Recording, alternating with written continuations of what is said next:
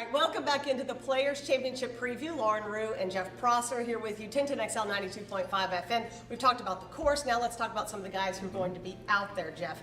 This is a tournament that really anybody could win. I really, that sounds kind of cliche, but aren't a whole lot of professional PGA Tour golf courses that measure under 7,000 yards. This one does, so you don't have to be a bomber. There's not a lot of golf courses out on tour that will alternate between trying to work the ball right to left or working the ball left to right. You think about this golf course and you're going to have to utilize both options. It doesn't eliminate anyone. I don't think it favors anyone in particular.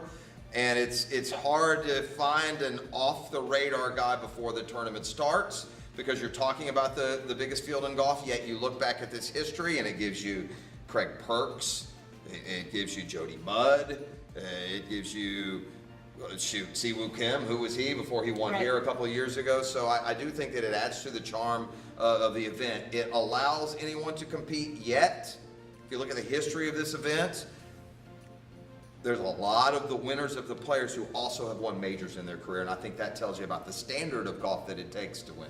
The big names when they commit, your Dustin Johnsons, your Tiger Woods, your Ricky Fowlers, that brings the average golf fan the attention, right? They Absolutely. go, oh, those are big names. But some of the other guys that maybe aren't as popular right now could make a name for themselves with a win. Absolutely, sure. And I think we've seen that happen, a lot going back through the years. Fred Couples won here as a young man. It kind of vaulted him. Siwoo Kim, you look a couple of years ago, Webb Simpson kind of cemented his legacy. He had already won a major when he won here last year. So I do think that there's a prestige to this golf tournament that puts you in another category, and in most cases gives you confidence to continue. Now, Stephen Ames, Craig Perks, there have been some that this would remain the highlight of their golf career. But because you have the best field in golf, literally, and it's not just a marketing slogan, because the top 50 in the world will all be here, knock on wood, waiting on Phil, because the top 125 are here, it's very hard for a guy to come from 800th in the world and really, flash here, like say John Daly so many years ago at the PGA, or like we've seen in other golf tournaments. You said in our first video, the first one you covered, the first Players Championship you covered was 91. Correct. Do you remember who won that year? I do. That was Nick Price. Okay. I won't be able to challenge that because I'm not sure. It might be Steve Elkington. We'll give you both. I think it's Nick Price, and then I think Elkington won the following year. That was in the middle, though, of a string where Fred Couples, Greg Norman, Nick Price, a lot of big-name golfers. I remember in the early 90s, Justin Leonard won here as well, but I remember, Fuzzy Zeller and Greg Norman had a very memorable players' duel here, and Greg Norman set the scoring record that year. It still stands at 24 under par.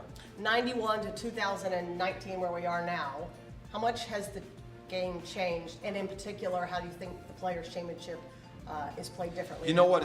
The biggest difference to me, now I had just come to Jacksonville in 1991, and the biggest difference between the players then and now is, and this will be hard to believe if you're new to town, but the course condition was murdered.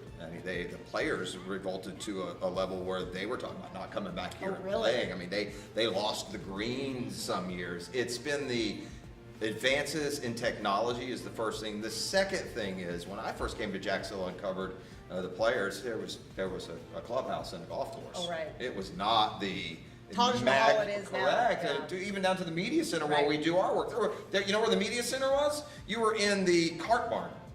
Which was in the basement of the clubhouse. And there was no internet in 91, was there? No. Oh, no. Yeah, we're still using, there were no computers. We were still using typewriters, for Pete's sake. Yeah, so what they really, and look, it was always the Players' Championship. The players, coveted this, but they really have made an incredible effort in the last 27 years, and really more in the middle of that stretch to promote this as a feature marquee event and make everything top shelf and become, pay the highest first place, have the best this, the best that, and they've succeeded. But the course conditions and now the consistent excellence that you're going to get every year, it was a lot more hit or miss back in the day. Well, it brings guys back, and I would assume that want to play it year after year. They consider this their championship, and they get pampered, and they have, yearly meetings and votes. This is a big week for the tour, to get all of their top members here at the same time, because it's hard to do that during normal tour stops. And I would say this is, the ultimate example of being lucky to be a golf fan in this town. You basically get the all-star game every year.